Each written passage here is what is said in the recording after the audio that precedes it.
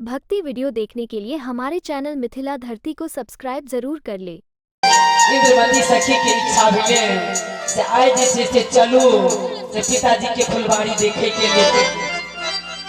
हाँ सखी चलो, हाँ चलो।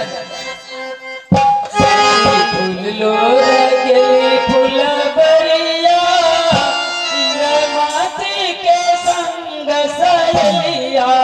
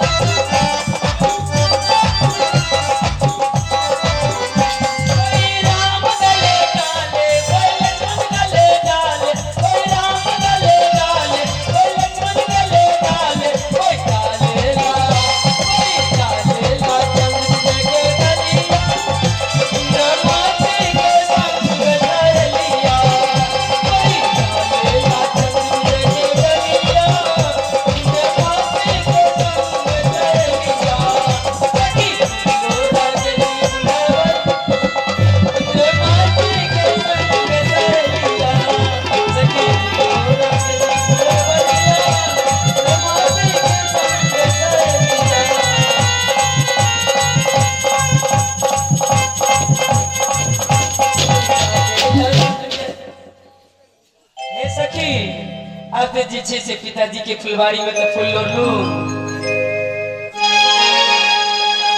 हेलो सिंगार करी पिया पथ चढ़लो से हाथ कहल लिए सिंगार करी पिया पथ चढ़लो से हाथ कहल लिए सखी है हाथ कहल लिए अपन सुरती जाते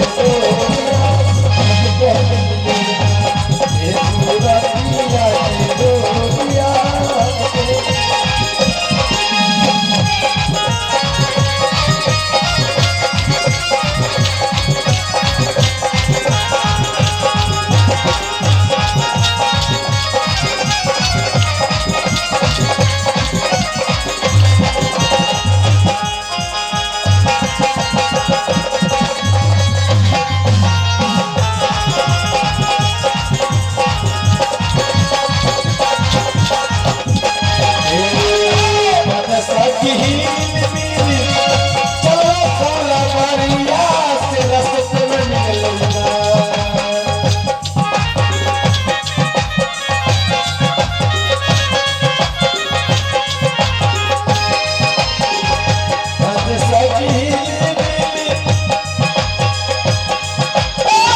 चलो फूलवरिया रस्ते में मिले सखिया रस्ते में मिले हमारा सारा रूप रस्ते में मिले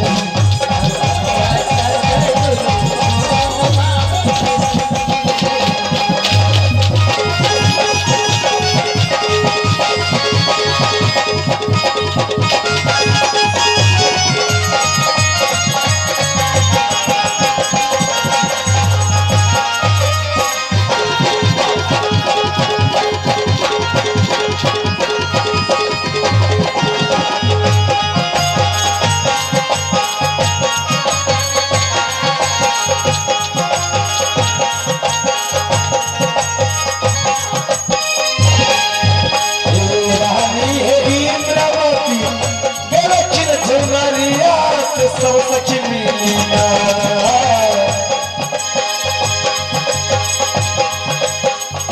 रानी है इंद्रवती गलत जवानिया से सब सखी मिलिया हे सब सखी मिलिया एला नूर के सारा सब सखी मिलिया एला पिया के डालिया सब सखी मिलिया एला नूर के सारा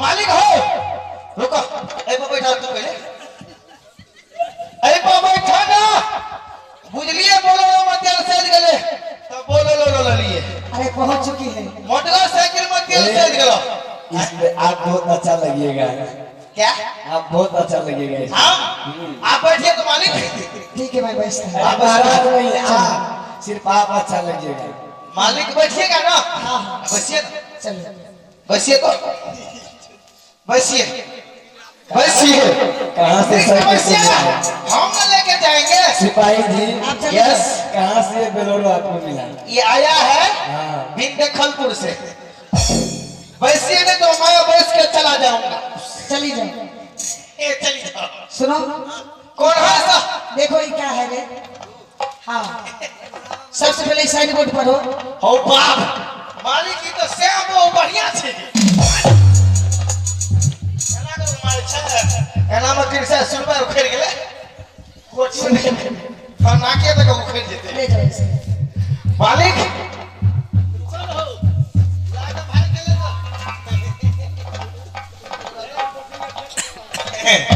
मालिक ऐ श्याम वो पर लिखल गया क्या लिखा है? वो से अरे मैंने कहा साइन बोर्ड पढ़ो। वो साइन बोर्ड हाँ वो पीछे गया चाय में पिया कोई बात नहीं कोई बात पढ़ो। अरे पे लिखा है क्या लिखा है? इकाई अच्छा न का न तो का दो रो का रो पू का पू रे का सही सही पढ़ो। पुनपुरी लिखल है पूरी मतलब क्या होता है? पूरे मतलब ओ आ कबीर कहने यरो लबो ताम से मूर्धन से का अरे सही सही से पढ़ो ना रे। हे, हम तो पढ़ते हैं मालिक आप पढ़ के देखिए क्या लिखा है? चलो चल के देखते हैं। और एक बार देखिए ना मालिक अरे उसी बगल से लिखा है। इतना लिखल छे फू ल बा री ठीक है बहुत अच्छा है। बढ़िया छे पोहबारी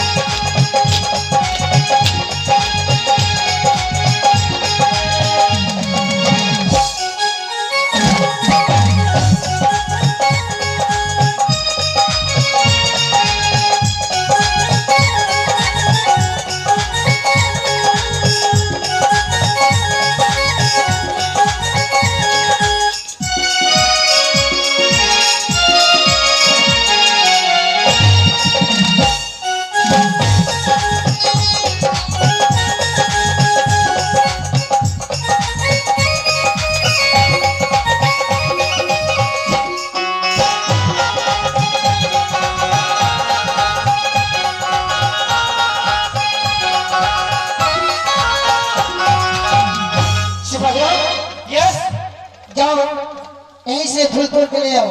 अच्छा मालिक, हाँ हाँ अरे फुलबारी में अगर एको टा गाछ मिलत अच्छा यानी फूल